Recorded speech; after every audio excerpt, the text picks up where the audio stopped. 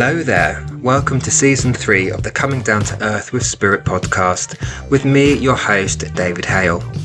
In this season, we'll continue talking about all things to do with mediumship, the spiritual world, but also answering your questions to help you on your own spiritual journey or mediumship development. In this new season, I'll also be introducing some new horoscope readings done month by month per star sign, so do keep your ears out for those. But without further ado, let's get into this episode and I'll see you on the other side. Well, hello there listeners, thank you very much for tuning in. I hope you're doing fabulously well and having a good 2025 so far. Well, let's get straight into this episode. And this episode will be a slight departure from the things we normally talk about. I normally talk about strictly spiritual topics, talk about mediumship and all that business. But this topic is about, I guess, life in general or the world in general, because it's been on my mind. And as you'll see, the title is What is the Truth? And I bet some of you are thinking, well, what juicy gossip has David got to tell us in this episode? Well, none. No, there's no juicy gossip here. I'm not talking about anything necessarily in particular, but it's more a topic which has got me thinking. And like any of you guys, over the past year or so, I've done a lot of observing what's going on in the world, what goes on social media with certain people, and what goes on in the spiritual community as well. And what Spirit will also do with me, because I'm always learning, I'm always open to learning new things, and Spirit give me inspiration to think about things. They might drop certain topics into my mind for me to think about and learn more about. And this topic of the truth is one of those things that I've been thinking about and observing quite a lot. So I thought I would talk about it. I'll try not to be too ranty about it, because some things when it comes to this do get on my tits, and so therefore I sometimes feel like when I'm talking about certain subjects I'm passionate about, it feels a bit ranty, but it's not meant to be that way. Hopefully it's a topic which you'll be able to resonate with, so you know that you're not alone, or it may give some of you something to think about as well. And again, although it's not strictly a spiritual topic, I will try to talk about the more intuitive aspect of this as well. But bear with me. So, firstly, let me just talk about what is the truth? What is truth? So, to give you an idea about me and about where I'm coming from with this topic, let me just go back quickly to my childhood. So, for me, growing up, and you guys know that I am very down to earth. I will say things as it is. Obviously in a nice way, never in a really a nasty way, I don't think. But I believe in truth and honesty, because that's just how I was brought up. So going back to my childhood, I was brought up to tell the truth, to be honest about things. Again, not in a nasty way, because there are people out there who will say, I'm just telling it as it is. Yes, but there's a difference between telling it as it is and being an arsehole. And hopefully I'm not an arsehole. I'll just speak honestly from a place of reality. But that's how I was brought up. I was brought up in a very down-to-earth family, no airs and graces whatsoever. I was always told to tell the truth, and if it's not the truth, it's a lie. So we're very black and white. It either is or it isn't. It's the truth or it's not. There's no in between. And you tell the truth. And trust me, if I had lied to my mother or anything like that, I'd know about it, because my mum was having none of it. But I guess that's where I get some of that intuition from when it comes to, dealing with people who are not telling the truth, is because my mum is very good, although she's not a psychic. My mum's always been very good at being able to discern what is truthful, what isn't, what's a lie, what isn't, who's lying to her and who is not. And so that's just my mindset, is just you tell the truth. I want to say that just to set up the rest of this episode, really, so you know where I'm coming from. But what I have observed in the world over the past couple of years is that the truth has started to become almost a weapon to a certain degree. and the truth is really losing its, what's the word, not meaning, but it's losing its power, because nowadays we don't just have the truth, we have three versions of it. We have your truth, my truth, and the truth. And I just feel that from what I've observed is that we're getting to a bit of a dangerous place in the world now, because it just feels like to me that anyone can say, I'm telling my truth, and people believe it. When actually, just because someone says to you, this is my truth, does not mean that it is the actual truth. And I think there's a lot of that going on. And fair enough, someone's truth might be the truth, but from many occasions that I've seen from different areas of life, is that people will hide behind my truth in order to either play the victim, or to badmouth another person, or to cancel them, or to vilify them, or whatever, when actually it's not the truth, it's just a version of it. And I think it's, as I said, I think it's a bit dangerous, because we're at a point where we are, as I say, we're cancelling people, whether it be a genuine, a normal person, whether it be a celebrity, or whatever it might be. We're in the danger of cancelling people, vilifying them for no reason, because someone has said, this is my truth. And then, because there's almost like a drama behind it, people feed into that, because let's face it, a lot of people, not everybody, it's not putting everyone into the same box, a lot of people feed on drama. They like drama. They like the salacious things that go on in the world, because for whatever reason it adds something to their life. I don't know what that is, but apparently it does. And so I just think that the truth is being very diluted. And I've seen this recently with a fellow medium on. I won't mention the name, but it is out there online for everyone to see. It's a public thing which happened, where another medium who I've met, I've met them physically? No, I've met them online. I've been interviewed by them, had a number of conversations with them. A lovely, lovely man. To me, very genuine. Again, very down to earth, and does the spiritual work with passion. He does it for the good of all concerned. He does it because he serves spirits. And somebody, I don't know who it is, but he posted on Facebook that another person in the spiritual community has started to spread a rumour that this man is out to destroy spiritual churches. Now, firstly, I don't know how one person would go out and be able to destroy churches. I don't know what they mean by destroying spiritual churches. I really have no idea.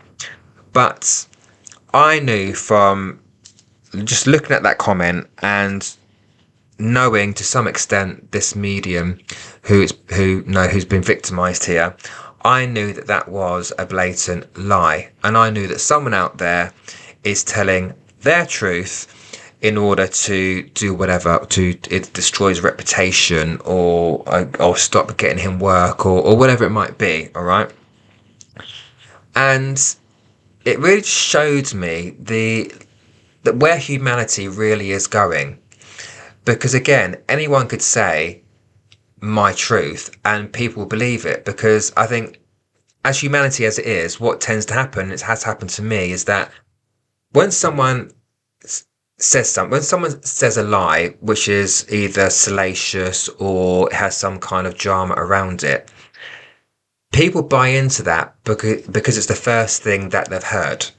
So as soon as they hear something, it's like if a tabloid paper or if a journalist writes something about a celebrity, again, which is a bit saucy or a bit salacious or a bit negative or whatever, because it's the first thing people read, unfortunately, a lot of people, again, not everyone, but a lot of people believe it straight away without even questioning it, purely because it's the first thing that they've seen.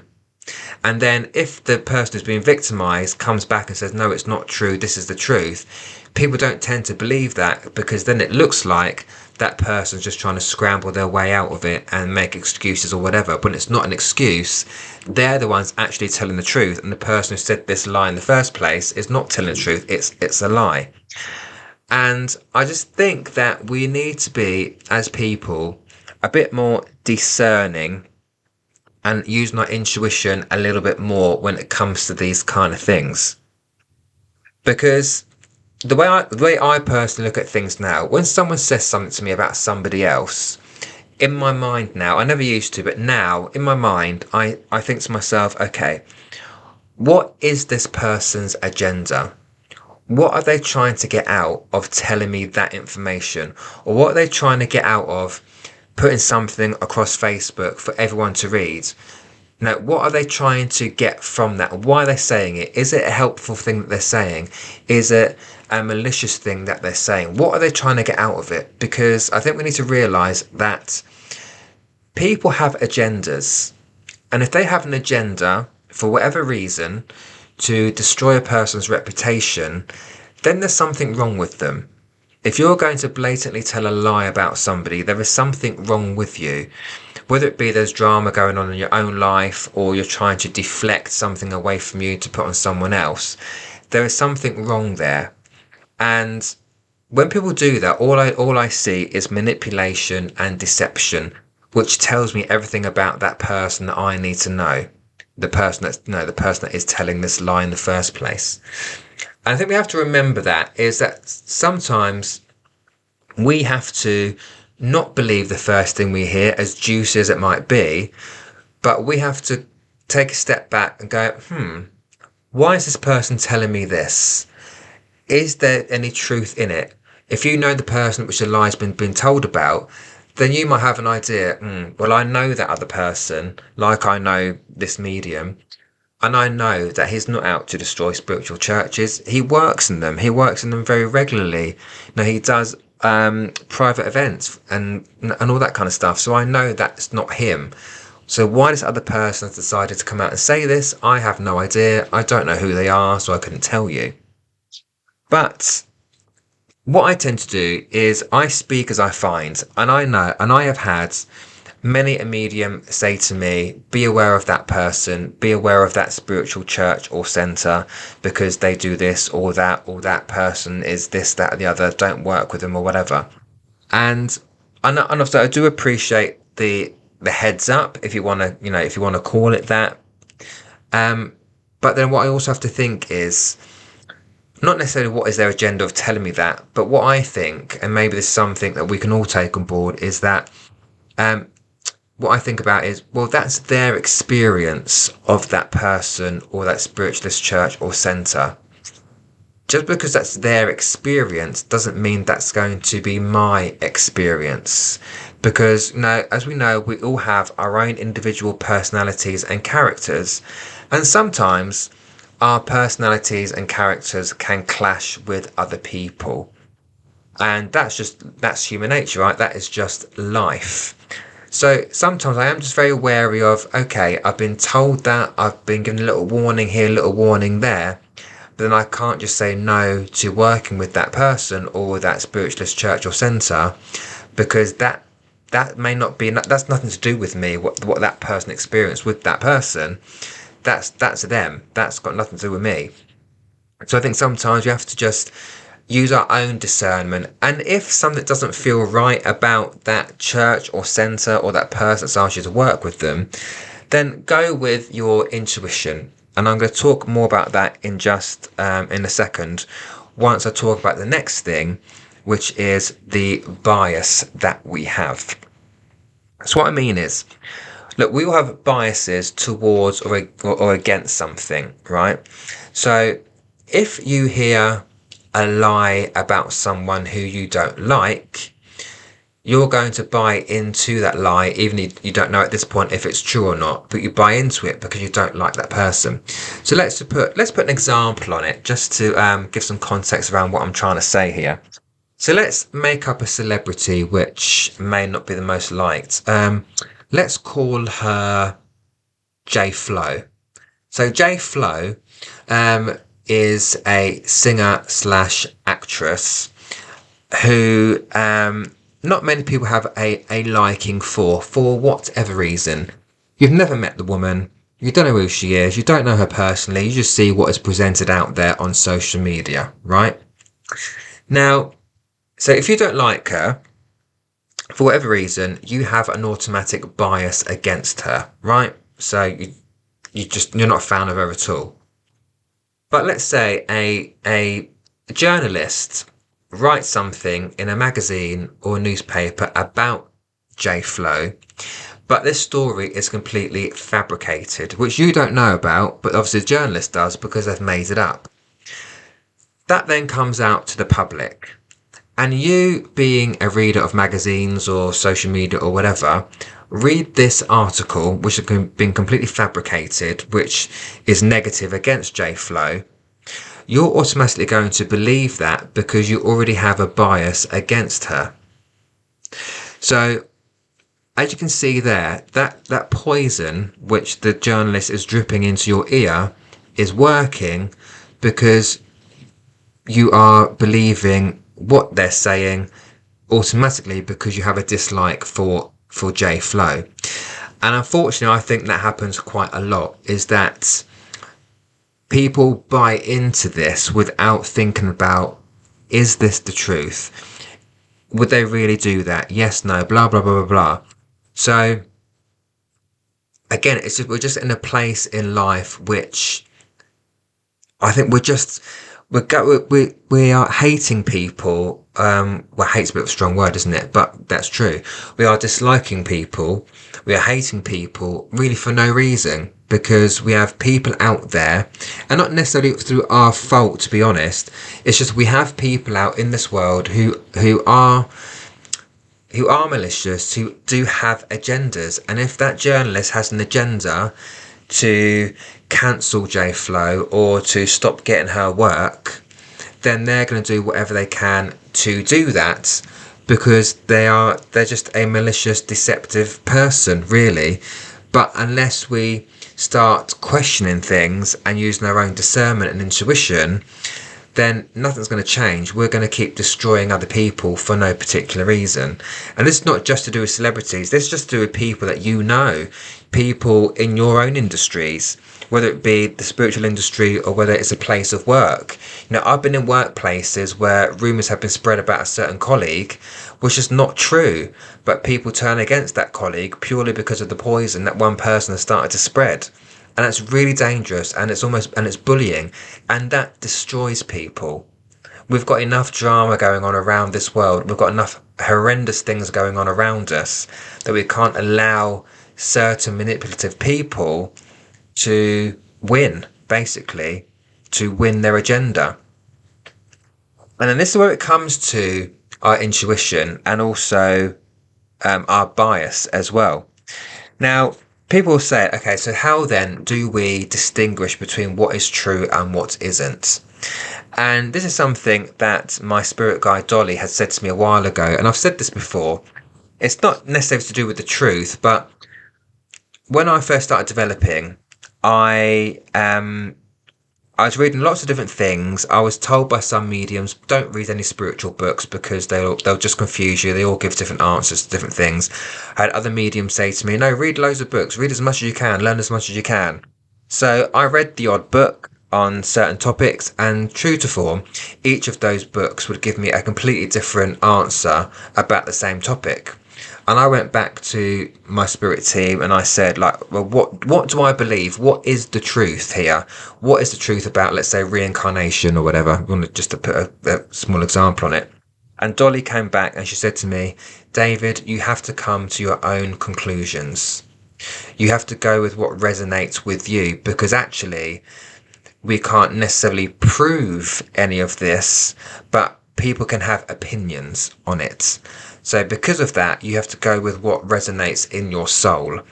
And that's what I will say when it comes to looking at the truth and what people are telling you or what people are purporting to be the truth, is to use your intuition.